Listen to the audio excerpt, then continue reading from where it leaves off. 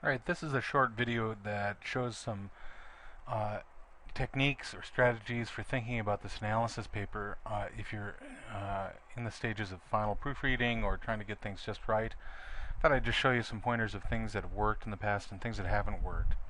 I have a paper here that's from a former student, and one thing I'd like to point out is a negative example first. This paper stays at the level of abstraction, and if you notice, it never really varies from that. It's not only very abstract, but it's also just kind of wrong, because the thesis here involves trying to prove to me that there are no such things as facts. And you know how that will fly with me. That might work for maybe a philosophy class in junior high or high school or something, but it won't work for our class, because we really want to investigate the facts and get down to cases. But if we look at this student's paper, look what he does. A constant debate with plausible points on both sides of the argument fuels the motive for this paper. A debate that many may or may not throw inferences and assumptions out the door. A never-ending argument that focuses primarily on an infinite amount of facts or just one. Because nothing can be proven means that they can't be facts, leaving only one fact in existence, this one itself. Now maybe you can make heads or tails out of this introduction, but I find it just laborious and uh, overworked, and it's as if the student is trying to enter the realm of Descartes. I guess when I handed the student the fact that he received an F for the paper because it's short, it doesn't fulfill the assignment, he had to reckon with the fact that there are facts, and you have to deal with such things as facts. Please don't try to argue that there aren't facts, because, of course, you know I won't be keen on that. While you can get kind of philosophical, we can't do anything unless we're dealing with specific cases. Not even a philosophy class can do that. So you have to get down right to cases. The paper continues in this abstract mode all the way through. Really a chore to read. And not very true, actually, because in trying to prove that there are no such things as facts, it just doesn't work. We'll briefly look at Colette's paper here. She begins with assumptions about mothers. She says a mother is a person who, seeing that there are only 4 pieces of pie for every 5 people, promptly announces that she never did care for pie. Now, she starts with this assumption surrounding mothers and motherhood and what mothers are really supposed to be stereotypically, or assumptions surrounding them.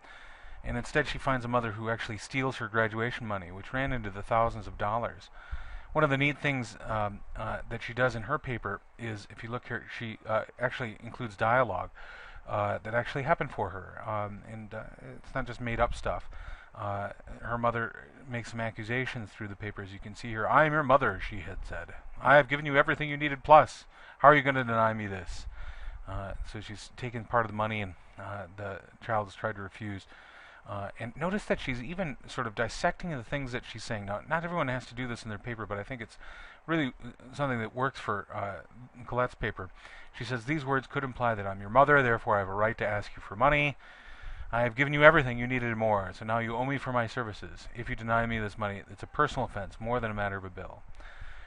Notice that she's really taken on this idea. What does it mean to say, I'm your mother? And what does that mean? I think it's neat here because it dives into the assumptions of motherhood and the things that Colette is inferring about what her mother is saying. Well, the paper gets progressively worse, at least for her mother.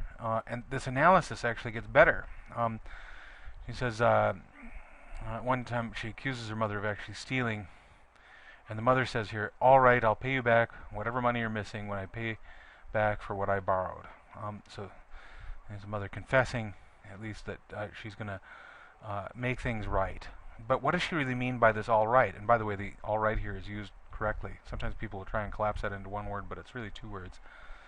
Notice what she's doing here. She tries to figure out what she's saying. She says, all right can be used in a variety of ways. All right, I'll take the merchandise. Please don't suit.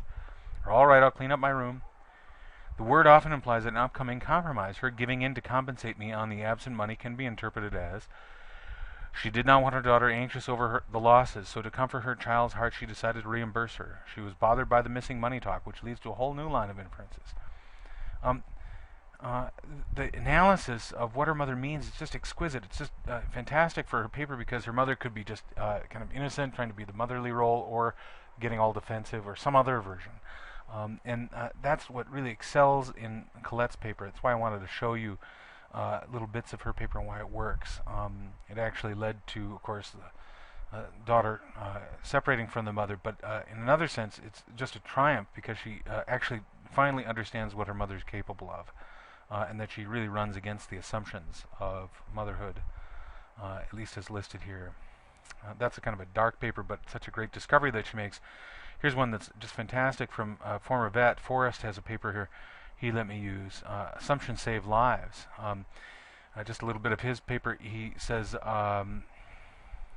his troop made a discovery. He says U.S. forces in Iraq started using local nationals as interpreters because there were not enough American linguists to supply the demand. There was no shortage of military-age males who wanted to see a change in their country, were willing to work with us. The interpreters would not wear a uniform or any type of protective gear. They would simply meet us before patrols or raids in their street clothes. The job for them wasn't that dangerous, at least at first. The men we were fighting were their countrymen, and interpreters were seldom targeted. And then he says a pattern emerges soon afterwards. Insurgent snipers began targeting interpreters.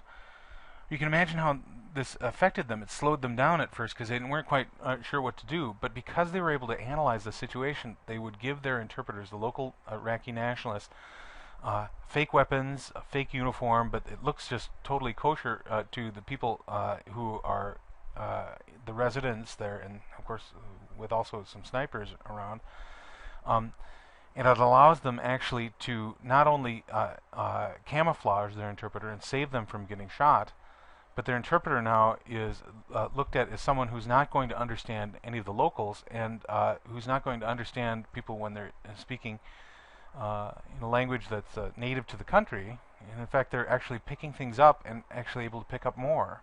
So in analyzing, one neat thing about Forrest's paper is in analyzing the situation, they discovered that by challenging the assumptions, well, the person who's dressed up as the interpreter is the person to take out because that'll prevent the Americans from doing their job. They actually scored a win against the enemy because they were able to transform their interpreter into a camouflaged soldier whom they assumed wouldn't understand the language, but who did understand the language and who could translate the things that the locals were saying, especially if they were somewhat incriminating or if they led to further discoveries of insurgents. I just thought, what a neat thing, because that's an analysis of assumptions. These are the really good papers. I showed you the bad paper at the beginning. These are all specific cases. I have so many I can show you. Here's FISA, who tells this story. Just to show you a little bit of it because it's really telling. Let me enlarge it here so you can take a look. She says, can you imagine what can happen when you bring together 600 girls and lock them up for 3 whole months without any school breaks? I attended such a school, an all-girls Catholic school, where good behavior and manners were reinforced again and again in almost all the classes we took. Even so, there was an incident of theft almost every week. As you can probably guess, the teachers were eager to catch the thief. It should be no surprise to us that even in a religiously affiliated school, you'll get a lot of crime. My wife used to teach in an all-girls Catholic school, and she had to stop actually teaching there because there were 3 gang fights in as many months, because even with girls, they would have boyfriends sometimes, and there would be terrible violence. Anyway, back to this paper. One day, Winnie, a childhood friend, was feeling miserable after catching a cold and was sent to her dormitory to rest. Later, while we were sitting in class, it was almost time for a break, and suddenly sirens went off. The next thing I knew, everyone ran out of the classrooms toward the open area where all students were supposed to converge in a case of emergency. There was so much commotion and noise that it was impossible to hear what was being announced over the microphone. At first I thought there was fire in the buildings, but then I saw Winnie being led away to the office in handcuffs. Here's a case where the student who's the friend of this writer, FISA, who's poor, who happened to be in the wrong place at the wrong time, is caught. And it's the job of FISA, the writer of this piece, to actually play detective and figure out why she was caught and the real culprit wasn't. And what's interesting is that during the course of, she's a student, during the course of her investigating, she actually started to think, because everyone else was thinking, that her friend could have been the person who committed the crime, when in fact when he was totally innocent. And the fact that she could start to suspect her friend, even though she was trying to prove her innocence, was something that was quite striking to this writer. She analyzes it during the course of this paper, all specific cases, all specific instances, showing us the complexity of some of these assumptions and inferences that the students are making. They're so well written. I'll do one more here because there are really no shortages of these that I've collected over the years. Tom let me keep his paper. His is about his mother, and it's a little graphic, so If it's too much for you, you might want to be careful about going on. But he was okay with sharing it with my class, and it's about his mother, and it's very serious, of course. But notice how it's a medical situation. A couple of people are writing on medical situations, so I thought I'd try to appeal to this. The search for answers, he says, always calls upon us to fill in the blanks. We observe ourselves thinking this piece of evidence could mean this or this or this. This is perfectly normal behavior. We take a fact and try to make it mean something, but what happens when two facts contradict each other? When this happens, we try to get straight to the bottom of things, which is not always the best solution. This occurs countless times throughout the span of one's life and is usually harmless. Making hasty assumptions and inferences based on facts can also be a dangerous thing because facts can sometimes cover up the truth just as much as any other variable. For about now it's pretty abstract here just in this first paragraph, but notice he gets right down to cases. He says, for about 4 years my mother had been extremely ill, almost to the point of being bedridden. In fact, if it were not for having to go to work and help provide for 2 sons, she would have stayed in bed all day. Her symptoms consisted of many things: lack of energy, exhaustion, shortness of breath, and unusually heavy menstrual periods lasting about 3.5 weeks out of the month and caused excruciating painful cramps. These symptoms kept her from partaking in any unnecessary activities such as family events and holidays. She lived with this pain for 4 years. Throughout the duration of these years, doctors searched for answers, but to no avail. They tried many treatments such as pain medications and birth control to alleviate her symptoms, but nothing solved the problem. Enter our initial inference. Now, it's a little, coming in like an assignment, but this is their initial inference. There is something bigger at hand causing my mother's illness, something bigger even than the doctors could find. This inference turned out to be correct. We were able to confirm this by the repeated failure of other treatments. It stood the test of time. Though we seemed to be making progress, this confirmed inference put us in a deeper state of equilibrium. We did not know what was making my mother ill, but we knew it was there. To act upon this inference, we asked the doctors to perform a biopsy. A biopsy is when the cells or tissue taken for examination to test for disease. This one act revealed to us information not yet known, but at the same time it became the fog that shrouded our sight to the truth. So you get a diagnosis. You think that it firms up your opinion of what actually is going on. It gives you the answer, like a detective trying to figure out a crime, or like a doctor trying to figure out the diagnosis, and yet it actually prevents you from seeing the larger illness that's going on around. This is just such an insightful paper because it's not only a misdiagnosis at the beginning, but it's a case where he gets a diagnosis and it prevents them from looking for another related illness. Luckily, they caught it in a time. She's okay. She got treatment that she needed, though obviously she suffered greatly during the time period that she talks about, or he talks about. But the fact that they had to work through several different diagnoses, that they found certainty in the immediate diagnosis that they had and wanted to end right there, that they didn't want to push further at first, taught Tom the lesson that you needed to push further, that you needed to keep going through and making sure that the hypothesis that you were testing out, the diagnosis, the inference that you're trying to develop was the right inference, was not just one to satisfy your psychological need to find an explanation. Boy, is that compelling, and good writing too. It's the kind of writing that really stands out and so much more thorough and interesting than that first paper I showed you, just abstraction after abstraction. I think you can see the difference between the good and bad papers here. I kept that first one anonymous, and I will keep it anonymous, even though that student did let me use it in class.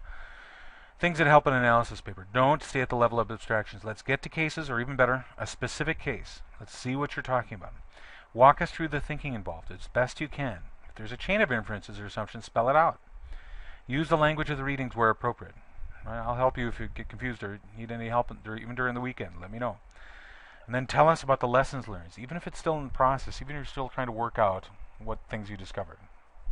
Okay, so this little video trying to help with what might improve the analysis paper as you go into the deadline this weekend. If you have questions, shoot them to me in an email. I'll try and respond as soon as I can. Good luck.